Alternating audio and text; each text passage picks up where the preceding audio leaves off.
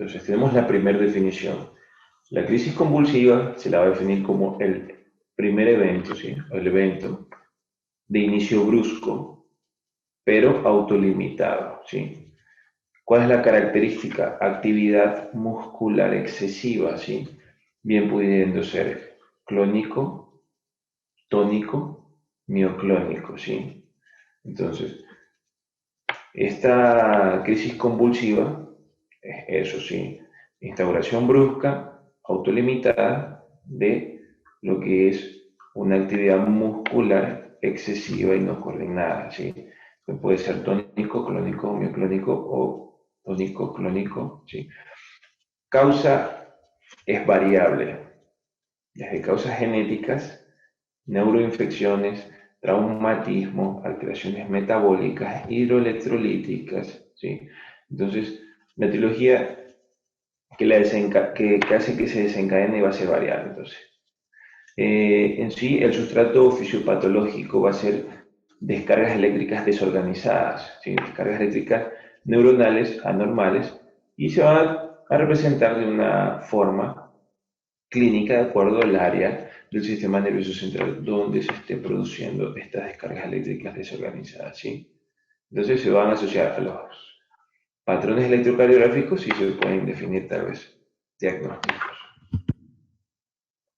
Entonces, eso es previo crisis convulsiva. Ahora la definición de epilepsia, ¿sí?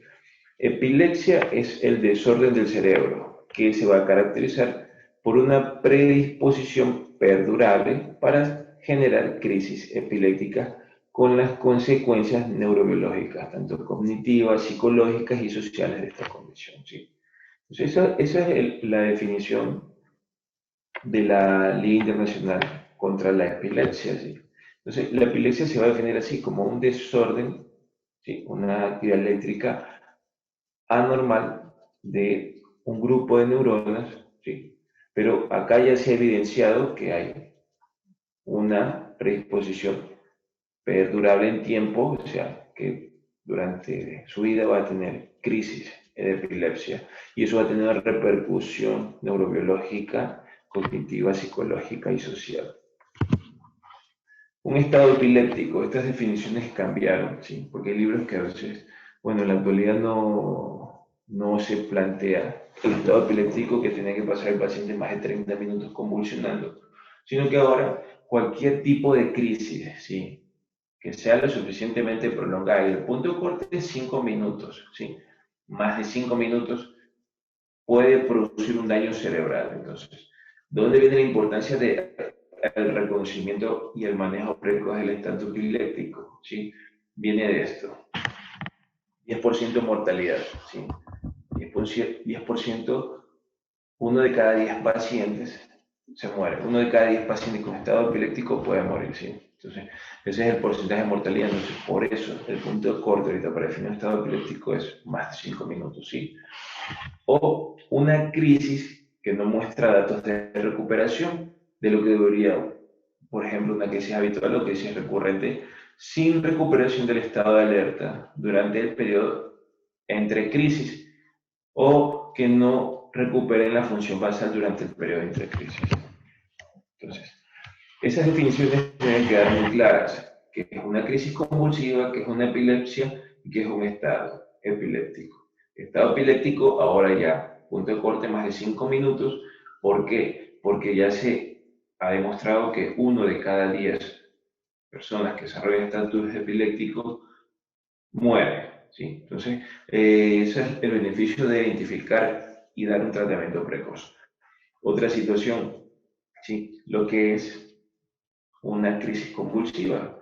La crisis convulsiva es el evento agudo, ¿sí? El evento de intonación brusca, que se caracteriza por su parte clínica, por movimientos o contracciones tónicos o clónicas o mioclónicas, ¿sí?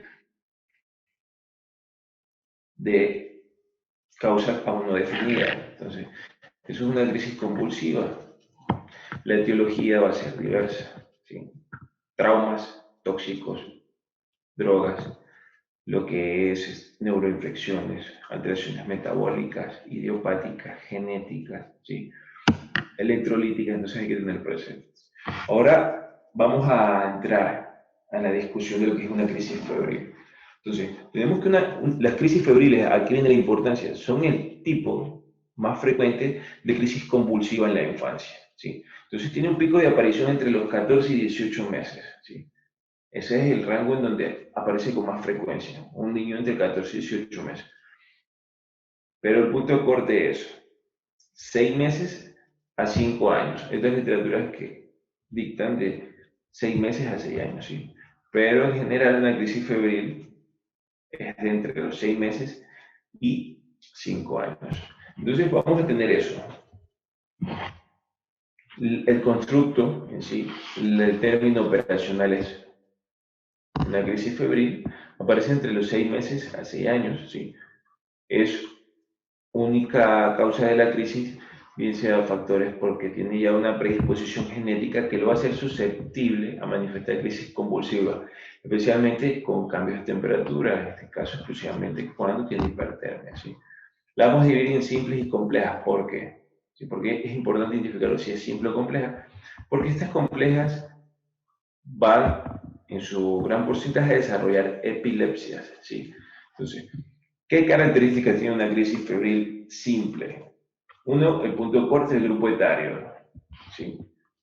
Niños de 6 meses a 5 años realmente, ¿sí? Entonces, en la última literatura son niños de 6 meses a 5 años.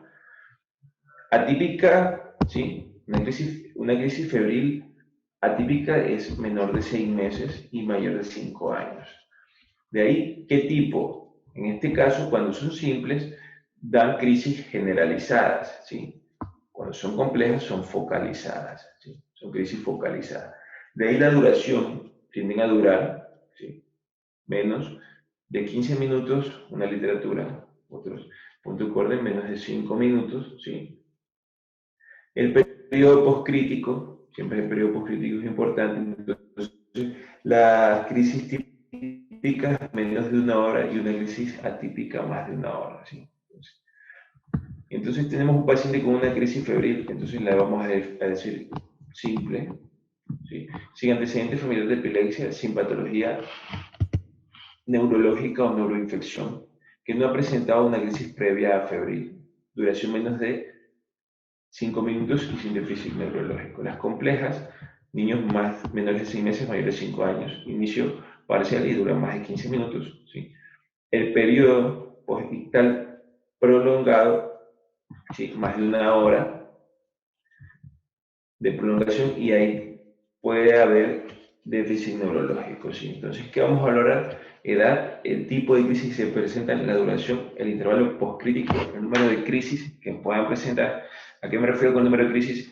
Que un niño con una crisis febril típica o simple solo la presenta en 24 horas una sola vez, ¿sí? Solo una vez en ese periodo febril. ¿Sí? Entonces, hace fiebre, hace una crisis convulsiva. De ahí, si no presenta más durante esos periodos de fiebre, se cataloga como simple o típica. Si durante ese episodio de fiebre desarrolló varias crisis convulsivas, ya es atípica o compleja, ¿sí? Entonces, eso hay que quedar claro, ¿sí? O sea, hacemos esas comparaciones. Entonces, nos llega el paciente, que es un paciente que hizo una crisis febril, ¿sí? Entonces, que hay que interrogar qué hacía el niño antes de la convulsión, ¿sí? Si tuvo un aura, ¿sí? Alucinaciones olfatorias, visuales, ¿sí? Entonces un aura puede ser cacosmia, la secuencia de eventos, el tiempo y los componentes que lo trae. ¿Qué pasó cuando terminó la crisis? ¿Sí? ¿En qué tiempo recuperó el periodo, ¿sí? Normal, el estado basal? ¿Qué sucedió después y el tiempo de duración? El estado de conciencia, si hubo falta de respuesta, si hay falta de respuesta. Alteraciones visuales, mirada fija, apertura o cierre de ojos, desviación de la mirada, hay que valorar, temblor de párpados, contracciones faciales. Temblor de párpados, por ejemplo, en neonatos que están con mucho temblor de párpados, hay que tomar en cuenta ese dato.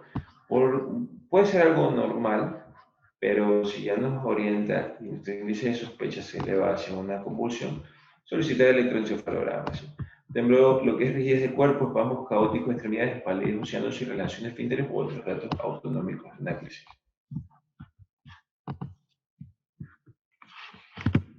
Entonces, el manejo como en todo, ¿sí? Lo que es asegurar la vía aérea, ¿sí?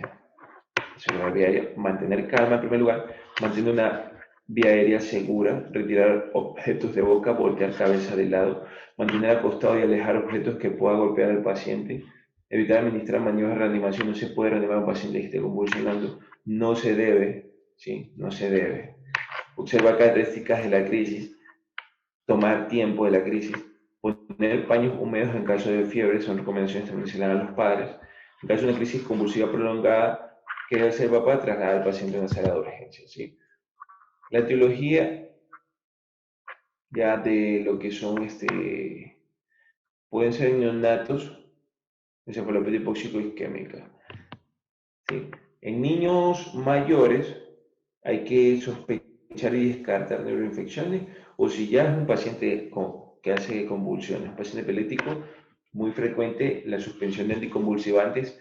Y otro dato característico es el, la dosis del fármaco, ¿sí? Porque ustedes, como saben, un paciente en etapa de crecimiento aumenta de peso, entonces siempre debe haber un control periódico para ajuste de la dosis de fármaco de acuerdo a los kilogramos de peso, ¿sí? ¿Qué factores de riesgo para un descontrol epiléptico? Consumo de alcohol, cafeína, alcaloides, ¿sí? Desvelo, factores estresantes, fiebre alta o prolongada, estímulos luminosos intermitentes, actividad física peligrosa o extenuante, ¿sí? Diagnóstico paraclínico. Si en un paciente con una crisis febril no presentó mayor alteración, llegó y ya está tomando la teta, está despierto, colabora, ¿sí? No es necesario mandar a hacer porque se recupera al 100%, ¿sí? Si fue en el primer evento, ¿sí? De ahí, si es necesario, se podría pedir glucosa, electrolitos, magnesio. Hay que revisar el electrocardiograma para ver si el intervalo que usted no tiene alteración. En caso de que se sospeche punción lumbar, hay que hacer, perdón, en caso de que se sospeche neuroinfección, hay que hacer una punción lumbar, ¿sí? Entonces, es muy práctico realmente, porque, a ver, un paciente con neuroinfección, que convulsiona y neuroinfección, no va a tener una recuperación al 100%, o sea, es un paciente que se lo va a ver enfermo, tanto la apariencia, la exploración física y aparte va a tener fiebre, más datos, ¿sí? Entonces no hay que prestar la confusión. El electroencefalograma a todos los pacientes en la primera crisis. Si en esa primera electroencefalograma sale normal, ¿sí? Entonces,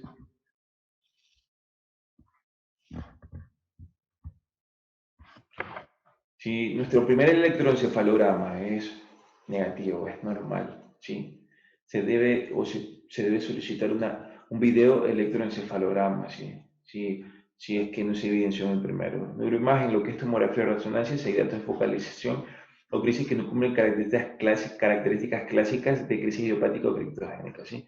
La tomografía urgente, obviamente, en trauma craneoencefálico o en pacientes que no recuperan el estado posictal después de una hora en parálisis de TOT que no se resuelven en 30 minutos, ¿sí?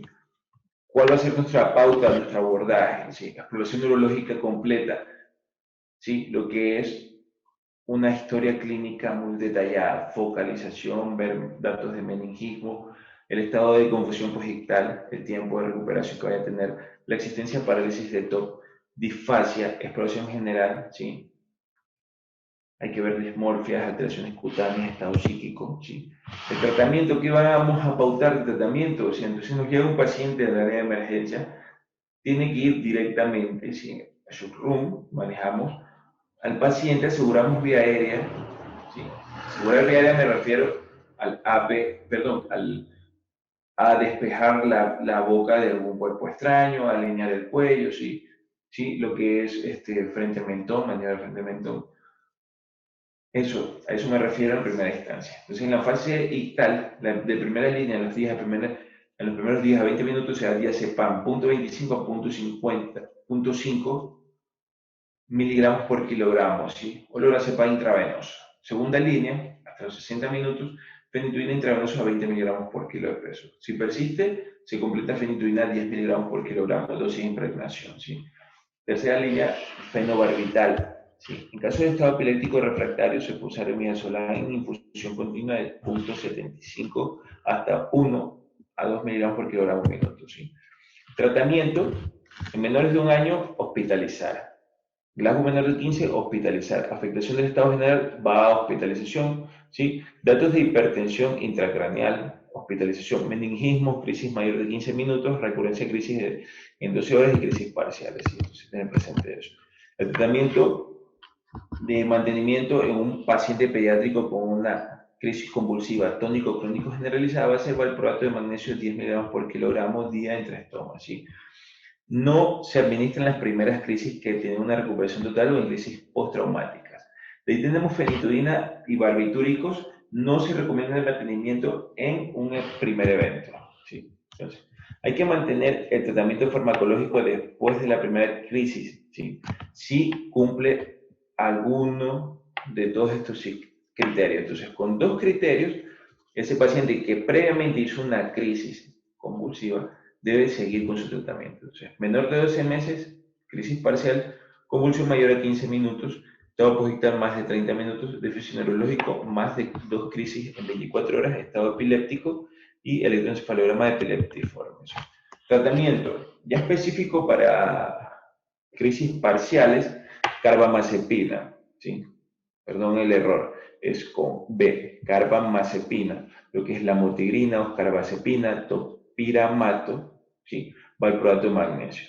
Generalizadas, la motrigina, topiramato, valproato de magnesio, ¿sí? La duración hay que mantenerlo 2 a 3 años y vigilar 2 veces al año cada 6 meses. Hay que ser valorado siempre por neurología pediátrica, ¿sí? Entonces esto ya se va más allá de la especialidad donde necesitamos el neurólogo pediátrico para que valore si se suspende o no la medicación, ¿sí? Entonces, esto es un breve resumen de lo que es crisis febriles, crisis convulsivas, ¿sí? Y lo que son convulsiones, ¿sí? Entonces, deben tener muy presente que lo más frecuente, las convulsiones más frecuentes en la infancia son las